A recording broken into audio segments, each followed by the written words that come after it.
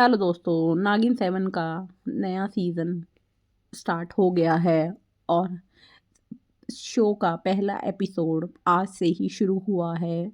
Show का पहला episode 27 दिसंबर को शुरू हो गया है। तो आज के एपिसोड में मैं आपको बताती हूँ कि नागिन के एपिसोड में क्या-क्या हुआ। शो की शुरुआत महाकुंभ से होती है जो 2000 में प्रयागराज में हुआ था। सभी गुरु और अघोरी वहाँ इकट्ठे होते हैं। वे सोचते हैं कि सभी गुरु और अघोरी वहाँ पर इकट्ठे होते हैं और वे सोचते हैं कि वे वहाँ क्यों इकट्ठा हुए हैं और मामला क्या है।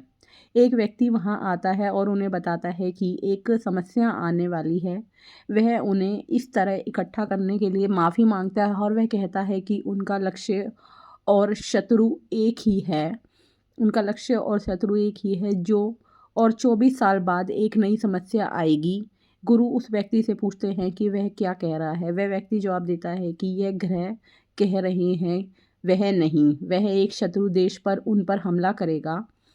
गुरु कहते हैं कि शत्रु देश हमेशा ऐसा करता है और वह व्यक्ति भविष्य की भविष्यवाणी कैसे कर रहा है। वह व्यक्ति जवाब देता है कि वह एक साइंटिस्ट है। वह इस निष्कर्ष पर पहुंचने से पहले उसने अपने देश की कुंडली का अध्ययन किया है और वह बताता है कि उसने अपनी भविष्यवाणी की पुष्टि करने के लिए नाड़ी मंदिर का दौरा किया था। गुरु पूछते हैं कि जब समस्या 24 साल बाद आने वाली है तो अभी क्यों मिल रहे हैं।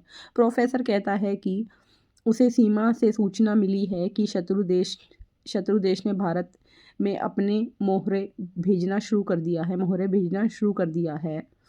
इस बीच परमीत अपनी पत्नी ये नागिन के माता पिता नहीं है, लेकिन ये नागिन उनके घर में रह रही है। परमीत अपनी पत्नी निर्मता से पूछता है क्या उसने अपनी पैकिंग पूरी कर ली है। निर्मता उसे चुप रहने और अपना काम करने देने के लिए कहती है। परमीत उसे जल्दी करने को कहता है क्योंकि उन्हें अपने बेटे के लिए केक काटना है और उन्हें कल छुट्टी पर जाना है। तभी उन्हें दरवाजे की घंटी सुनाई देती है। परमीत दरवाज़ा खोलता है और उसे कुछ आदमियों को देखता है। वह उनसे पूछता है कि वे कौन है। एक आदमी सोचता है कि उन्होंने अवैध रूप से सीमा पार करने में कितनी कठिनाई का सामना किया है। वह परमीत से झूठ बोलता है कि वे महाकुंभ जा रहे हैं और उन्हें पानी चाहिए। परमीत उनका स्वागत करता है, उन्हें कुछ खाने के लिए कहता है और वह कहता है कि उसका परिवार भी कल महाकुंभ जा रहा है। वह उन्हें अंदर ले जाता है। वह उनका पासपोर्ट देखता है, इसलिए वे परमीत की हत्या कर देते हैं। यह देखकर निर्मित चौंक जाती है और परमीत का नाम चिल्लाती है। गुरु प्रोफेसर से पूछता है कि इस समस्या का समाधान क्या है, उन्हें कौन बचाएगा। प्रोफेसर कहते हैं कि वह आएगी और उसे कोई नहीं रोक सकता। गुरु पूछता है कि वह कौन है। प्रोफेसर कहते हैं कि शिव की वाधारणी नागलोक की रानी और अनंत कुल की नागरानी अनंता आ रही है और सन्यासीन कहती है कि शेषनाग का वंश समाप्त हो गया। प्रोफेसर कहते हैं कि यह संभव है क्योंकि शेषनाग को शिव का आशीर्वाद प्राप्त है। गुरु पूछते हैं कि वे अनंता को कहाँ पा सकते हैं। कुछ महीने पहले पुजारी ने प्रोफेसर को बताया था कि वे अनंता को कहाँ पा सकते हैं और प्रोफेसर को अनंता को युद्ध की तैयारी करने के लिए कहना चाहिए। वर्तमान में गुरु पूछते हैं कि अनंता की खोज कौन करेगा। प्रोफेसर कहते हैं कि वे अनंता को खोजेंगे जिनके पास शेष नागिन की शक्तियाँ हैं।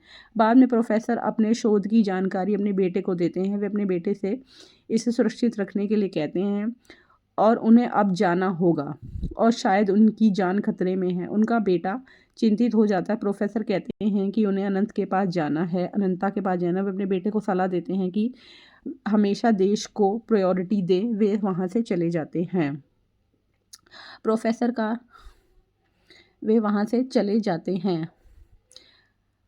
परमीत का दोस्त उसकी पत्नी शालिनी को बताता है कि परमीत फ़ोन नहीं उठा रहा है। शालिनी समाचार देखती और चिंतित हो जाती। प्रोफेसर वहां आते और कहते हैं कि वे अनंता से मिलने आए हैं। शालिनी के पति प्रोफेसर से कहते हैं कि अनंता नाम का कोई भी व्यक्ति वहां नहीं रहता। प्रोफेसर ने बताते हैं केवल अनंता ही उनके देश की शत्रुओं को नाश कर सकती है। परमीत के हथियार यह सुन लेते हैं और प्रोफेसर का अपहरण कर लेते हैं।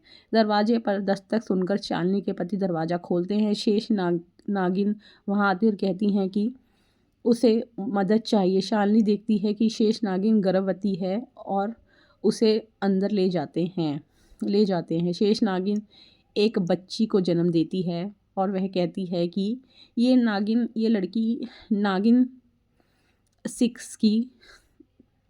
6 में जो नागिन बनी थी वो ये है। वह कहती है कि वह जानती है कि जीवित नहीं रहेगी। वह शालिनी और उसके पति से अपनी बेटी का ख्याल रखने के लिए कहती है। वह उनसे कहती है किसी भी कीमत पे उसकी बेटी की रक्षा करें। कुछ घंटे पहले शेष नागिन अपने गर्भ में पल रही बेटी से बात कर रही थी। वह देखती है कि कुछ लोमड़ियाँ उसकी ओर आ रही हैं। वह खुद को बचाने के लिए वहाँ से भागती और गिर जाती है। फिर वह लोमड़ियों पर हमला करती है। वर्तमान में शेष नागिन कहती है कि उसकी बेटी का नाम अनंता होगा। अनंता का नाम सुनकर शालिनी और उसके पति चौंक जाते हैं। शालिनी अनंता को गोद में लेकर मुस्कुराती है। वे लोग प्रोफेसर को पीटते हैं और पूछते हैं कि उन्हें मारने कौन आ रहा है। प्रोफेसर कहते हैं कि आतंकवादी जो उनके घर में आए थे वो प्रोफेसर को पीटते हैं और वो कहते हैं कि उन्हें मारने कौन आ रहा है। प्रोफेसर कहते हैं कि वो आएगी। वे उनसे कहते हैं कि वे उन्हें मार सकती है लेकिन उसे नहीं। वह कहते हैं कि इच्छाधारी नागिन आएगी, उसे शिव का आशीर्वाद प्राप्त है, उनकी मृत्यु हो जाएगी। 24 साल बाद नई दिल्ली में शालिनी अपने पति से कहती है कि वे अमृतसर से दिल्ली आ गए हैं लेकिन अभी भी नहीं बदला है। शालिनी के पति उससे चिंता ना करने के लिए कहते हैं क्योंकि उसने सब कुछ व्यवस्थित कर दिया है। वह अपनी बेटियों के बारे में पूछता है। शालिनी उन्हें बताती है कि वे खरीदारी करने गई हैं। इनकी प्रोफेसर की 2 बेटी होती हैं, एक इनकी सगी बेटी और एक नागिन। बाजार में अनंता एक सांप उठाती है। यह देखकर सब चौंक जाते हैं। वह लड़की सांप को शिवलिंग के पास रख देती है। पृष्ठभूमि में कपूर घोरन गीत बजता है। वह जय भोलेनाथ का जाप करती है जिसकी उसकी पड़ोसी उसकी प्रशंसा करती है। वे अनंता से पूर्वी के बारे में पूछती हैं। जो अनंता है वो पूर्वी बन के रहती है। वे अनंता से पूर्वी के बारे में पूछते हैं। पूर्वी कीचड़ में गिर जाती है। अनंता दौड़कर पूर्वी के पास आती है, उसकी मदद करती है। पूर्वी अनंता को झुमके दिखाती है जो अनंता चाहती थी। वे घर पहुंचते हैं। पूर्वी पूछती है कि अनंता के न्यूज़ चैनल से अभी तक उसका फ़ोन क्यों नहीं आया। अनंता पूर्वी से कहती है कि उसे चिंता करने की ज़रूरत नहीं है। शालिनी के पति पूर्वी से पूछते हैं क्या उसने प्रयागराज के लिए टिकट बुक किए थे। पूर्वी कहती है वो भूल गई थी। शालिनी का बेटा रोहन कहता है कि उसने टिकट बुक की थी। वह पूर्वी को बेवकूफ़ मूर्ख कहता है। यह सुनकर पूर्वी रोने लगती है। अनंता रोहन का पीछा करके उससे पीटने लगती है। उत्तरा नागिन ये है सबसे बड़ी नागिन और एक और नागिन अनंता का घर देखती हैं और वे अनंता के बारे में बात करती है। अनंता उन्हें देख लेती है इसलिए वे उससे छिप जाती है। बाद में उनकी रास्ते में गाड़ी ख़राब हो जाती है तो इसलिए बड़ी नागिन उन्हें देख लेती है और उत्तरा नागिन बड़ी नागिन। बाद में अनंता पार्टी के लिए तैयार होती है। पूर्वी कहती है कि अनंता सुंदर है उसका जीवन भी। अनंता कहती है कि पूर्वी उसकी जान है। वह पूर्वी से पार्टी के लिए तैयार होने को कहती है और यह सुनिश्चित करेगी कि पूर्वी को किसी न्यूज़ चैनल में नौकरी मिल जाए। पूर्वी कहती है कि लेकिन अनंता तो एंकरों की फैशन डिज़ाइनर है। इस बीच सभी लोग आर्यमन को बधाई देते हैं। आर्यमन एक नया करैक्टर है जो मेन रोल प्ले करेगा नागिन के साथ। आर्यमन की सहायक उसे बताती है कि उसकी शादी हो रही है। आर्यमन से बताता है कि